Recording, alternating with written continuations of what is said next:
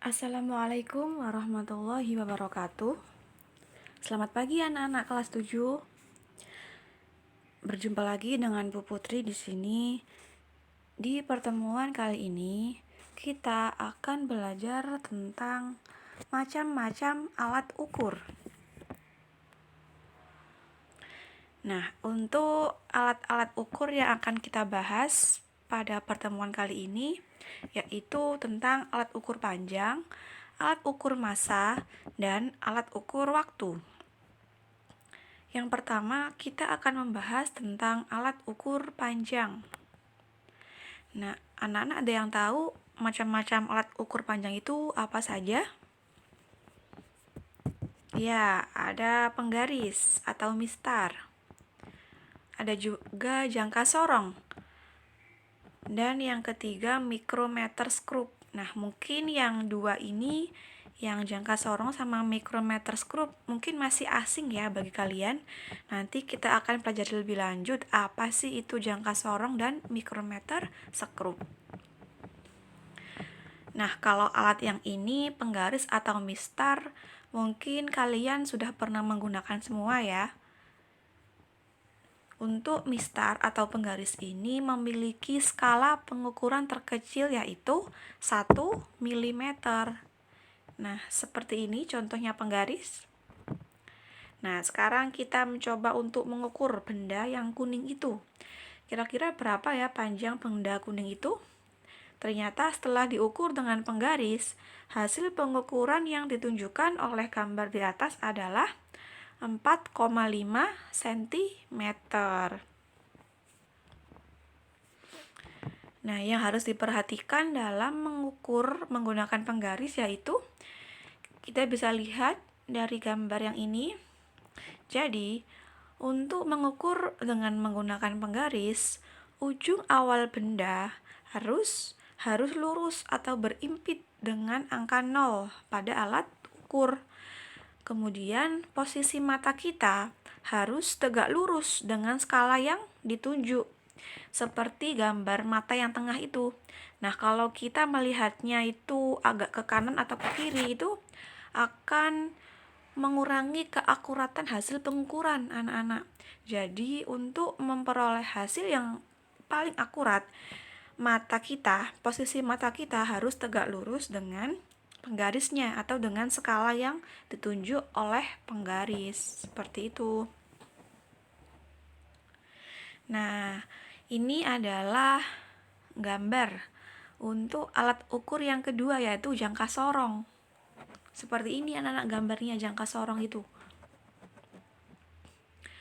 Nah, ini ada bagian-bagian dari jangka sorong. Di sebelah kiri yang paling atas itu ada rahang dalam atau rahang atas yang fungsinya untuk mengukur diameter dalam. Misalnya untuk mengukur gelas, bagian dalam gelas, nah itu bisa menggunakan jangka sorong ini. Untuk yang menggunakan rahang bagian atas atau rahang dalam. Terus di sebelah kanannya ada baut pengunci. Nah, itu fungsinya agar benda yang diukur itu tidak bergeser. Nah, jadi agar tidak bergeser saat melakukan pengukuran. Terus yang bagian panjang itu yang ada angka-angkanya itu adalah skala utama. Nah, skala utama itu nanti untuk menunjukkan nilai hasil pengukuran. Terus di paling ujung kanan itu ada tangkai ukur kedalaman. Sekarang kita bergerak ke bawah. Nah, di bawah itu ada rahang luar atau rahang bawah. Ini sebagai pengukur utama. Terus di sebelah kanannya ada skala nonius. Nah, anak-anak di jangka sorong ini ada dua macam skala. Ada skala utama dan ada skala nonius. Nah, yang mana yang digunakan untuk pengukuran nanti akan kita bahas di slide selanjutnya. Nah, anak-anak tahu nggak sih apa fungsinya jangka sorong itu? Apa bedanya dengan penggaris? Nah, kalau jangka sorong ini, dia memiliki ketelitian yang lebih teliti, yang lebih kecil daripada penggaris. Sehingga jangka sorong ini biasanya digunakan untuk mengukur benda-benda yang ukurannya lebih kecil, seperti untuk mengukur diameter uang logam atau untuk mengukur diameter tutup botol, seperti itu. Nah, jangka sorong ini memiliki ketelitian 0,1 mm atau 0,01 cm.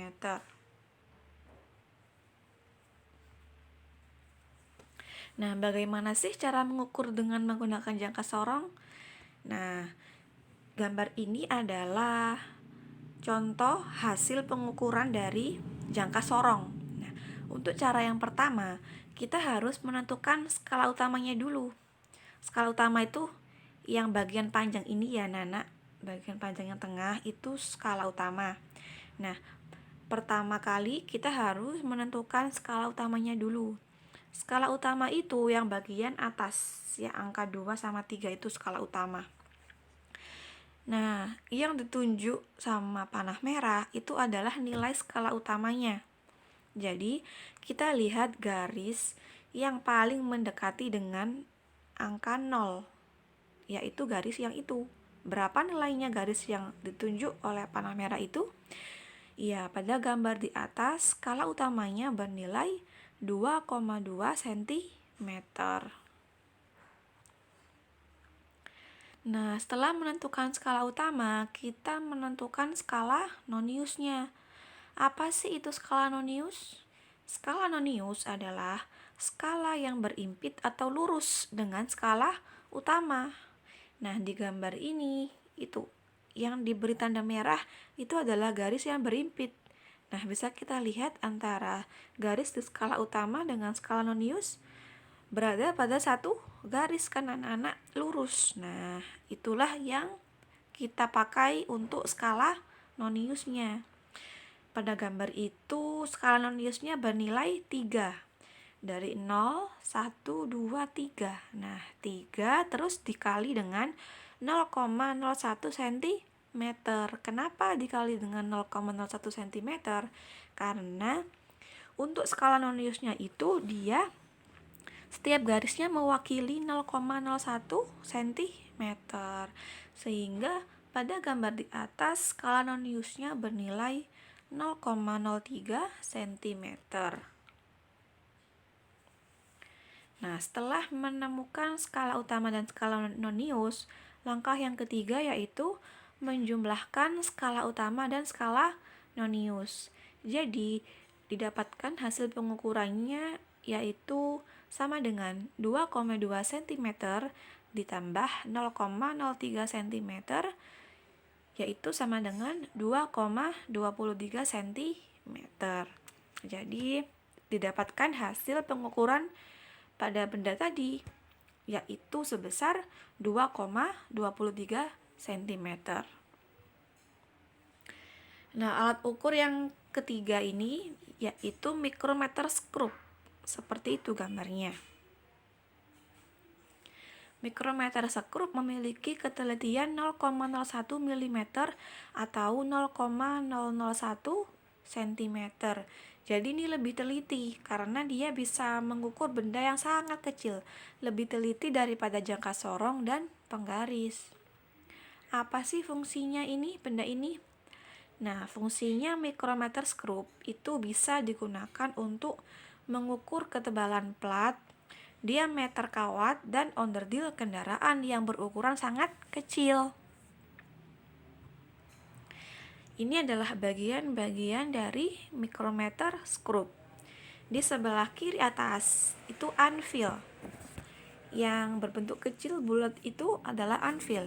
Nah, anvil itu berfungsi sebagai penahan benda yang akan diukur. Nah, jadi benda yang mau diukur. Nah, anak-anak, jadi benda yang mau diukur dengan menggunakan mikrometer skrup ini akan diletakkannya di situ, di sebelahnya anvil. Nanti akan dijepit sama anvilnya, ditahan sama anvil itu. Terus di sebelahnya anvil ada yang namanya spindle. Nah, spindle itu berfungsi sebagai penjepit benda yang akan diukur. Nah, jadi nanti bendanya yang mau diukur ditaruh di antara anvil dan spindle. Nah, nanti akan dijepit oleh spindlenya dengan cara diputar-putar sampai bendanya itu tertahan dan tidak bergerak. Nah, setelah spindle itu ada skala utama.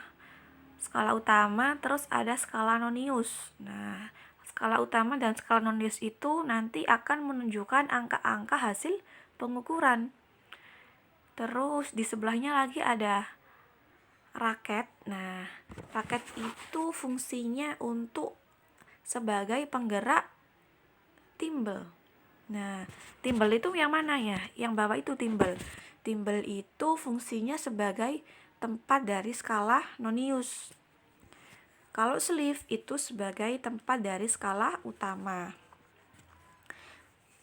Di bagian ada bulat kecil, di sebelahnya sleeve itu ada yang namanya lock. Nah, lock itu fungsinya sebagai pengunci dari timbel. Jadi setelah bendanya ditaruh di situ, udah pas ukurannya, bendanya nggak bergerak, timbelnya itu dikunci sama si lock itu biar angkanya nggak bergeser, jadi bisa mengukur dengan akurat. Yang terakhir frame. Nah, yang bentuk seperti huruf C itu adalah frame. Frame itu fungsinya sebagai rangka. Jadi rangka dari mikrometer skrup itu. Nah, rangka ini terbuat dari bahan baja dan bahan tambahan lainnya. Nah, bagaimana sih cara mengukur menggunakan mikrometer skrup? Sama dengan jangka sorong tadi, yang pertama kita menentukan skala utama. Nah, skala utama yang ada di mikrometer skrup itu yang sebelah kiri, yang terdiri dari angka 0, 1, 2, 3, 4. Nah, di pengukuran ini, angka maksimal yang ditunjukkan oleh skala utama yaitu angka 4. Jadi, pada gambar di atas, skala utama bernilai 4 mm. Cara yang kedua yaitu dengan menentukan skala noniusnya, yaitu skala yang sejajar atau lurus dengan skala utama. Nah, Nana diketahui ya di gambar ini yang lurus yaitu angka 30. Nah, itu kan lurus dengan skala utama. Jadi pada gambar di atas skala noniusnya bernilai 30. Terus dikalikan dengan 0,01 mm. Karena di skala nonius itu tiap garisnya mewakili 0,01 mm. Jadi skala noniusnya memiliki ketelitian 0,01 mm. Jadi pada gambar di atas nilai skala noniusnya yaitu 0,30 mm. Nah, langkah yang ketiga, setelah kita menemukan skala utama dan skala noniusnya, kita jumlahkan dari kedua skala itu, sehingga diperoleh hasil pengukurannya sama dengan 4 mm ditambah 0,30 mm, yaitu sama dengan 4,30 mm. Itu ya anak-anak, itu adalah cara untuk mengukur menggunakan mikrometer skrup. Nah, selanjutnya kita akan membahas tentang alat ukur massa. Ada yang tahu apa aja macam-macam alat ukur massa? Iya, ada neraca pasar atau timbangan, neraca Auhaus, dan neraca digital. Nah, ini mungkin yang sering kalian lihat di pasar-pasar ya. Nah, kenapa disebut neraca pasar ya? Karena kalau di pasar-pasar, para penjual itu sering menggunakan neraca seperti ini, ya kan anak-anak? Untuk mengukur massa menggunakan timbangan neraca pasar ini, yaitu dengan menjumlahkan massa anak timbangan yang digunakan. Contohnya seperti ini. Di sini timbangannya digunakan untuk mengukur benda P itu ya. Nah, ternyata didapatkan itu anak timbangan yang digunakan untuk mengukur nilai P atau benda P itu ada 150 gram, 1000 gram, dan 100 gram. Sehingga hasil yang diperoleh yaitu dengan menjumlahkan ketiga anak timbangan itu sehingga diperoleh massa benda P yaitu 1250 gram. Nah, yang ini adalah neraca Ohaus atau nama lainnya yaitu neraca lengan. Nah, anak-anak, ini mungkin masih asing ya bagi kalian karena neraca ini biasanya digunakan untuk kebutuhan praktikum di laboratorium. Misalkan ini untuk mengukur beratnya suatu senyawa atau suatu campuran, suatu unsur gitu. Jadi biasanya digunakan di laboratorium. Nah, untuk mengukur massa dengan neraca Ohaus yaitu dengan menjumlahkan masing-masing nilai dari posisi anak timbangan setelah lengan neraca dalam keadaan setimbang. Seperti ini contohnya. Nah, ini kita mau mengukur suatu benda itu yang ada di timbangan neraca Ohaus.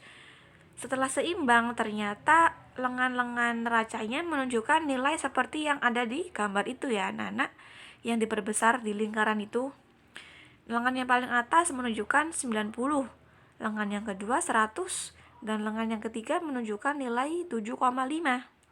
Sehingga diperoleh massa bendanya yaitu dengan menjumlahkan ketiga angka itu sehingga didapatkan massa bendanya sebesar 197,5 gram.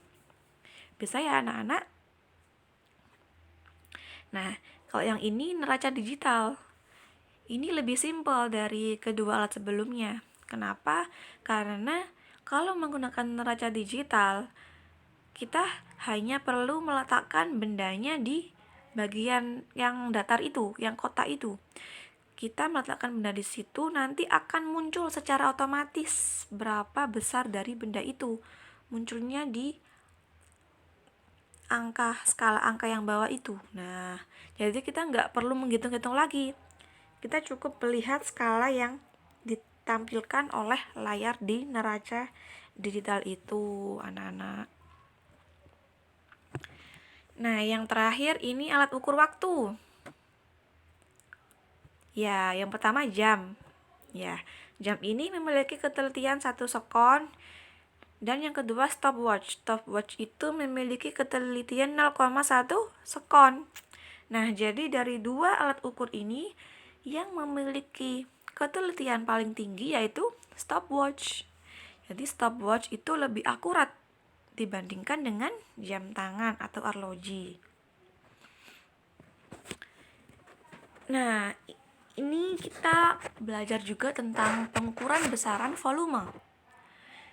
Ada dua cara untuk mengukur volume. Cara yang pertama, nah, dengan menggunakan gelas ukur. Bagaimana caranya? Yang pertama, kita harus meletakkan gelas ukurnya di permukaan yang rata. Terus mengisi gelas ukur dengan air kira-kira setengahnya. Nah, volume air di gelas ukur ini kita sebut sebagai V1. Di gambar kita bisa melihat gelas ukur yang sebelah kiri. Nah, itu sebagai V1 yang bernilai 50 mm. Terus kita masukkan benda yang akan diukur. Misalnya kita mau mengukur batu ya. Nah, kita memasukkan batunya ke dalam gelas ukur yang berisi air tadi. Setelah kita memasukkan benda itu, kita amati dan kita baca skala ukur yang ditunjukkan. Nah, ternyata setelah dimasukkan batu, airnya jadi jadi naik skalanya. Dari 50 menjadi 75. Nah, untuk mengetahui volumenya, kita tinggal mencari selisih antara V1 dengan V2. Jadi volume benda sama dengan V2 min V1.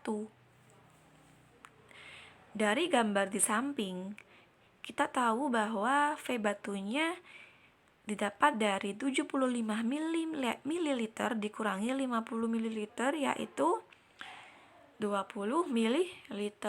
Jadi volume batu yang ada pada gambar itu adalah 20 ml. Untuk cara yang kedua, cara kedua ini ada dua alat yang digunakan, yaitu gelas berpancuran dan gelas ukur. Nah, sama yang kayak tadi, alat-alatnya harus diletakkan di permukaan yang rata. Terus yang kedua, mengisi gelas berpancuran dengan air sampai batas lubang gelas berpancuran. Nah, airnya harus sampai batas lubang ya anak-anak. Terus yang ketiga, kita masukkan benda yang mau kita ukur. Nah, saat kita memasukkan benda itu, otomatis ada air yang tumpah kan. Nah, di air tumpah itu kita tampung di gelas ukur. Nah, setelah itu kita amati air yang tumpah pada gelas ukur dan kita baca skalanya. Sehingga volume benda yang diperoleh dengan menggunakan cara ini yaitu volume air yang tumpah. Volume benda sama dengan volume air yang tumpah pada gelas ukur. Pada gambar di samping, volume bendanya sama dengan volume air yang tumpah, yaitu sebesar 30 cm kubik. Nah, jadi volume batunya yaitu 30 cm kubik. Nah, itu anak-anak pelajaran kita hari ini. Jadi hari ini kita bahas apa? Ya, kita bahas macam-macam alat ukur, panjang, massa, dan waktu. Dan juga kita belajar tentang bagaimana cara mengukur suatu volume benda. Nah, sekian untuk pembelajaran pada pertemuan kali ini anak-anak. Apabila ada yang perlu kalian tanyakan, kalau ada yang masih bingung, silakan kalian tanyakan di grup WA masing-masing. Nah, karena ini pertemuan terakhir untuk bab 1 ya, jadi hari ini gak ada tugas, tapi nanti akan digantikan kuis. Nanti kuisnya akan Ibu beritahukan lebih lanjut kapannya ya.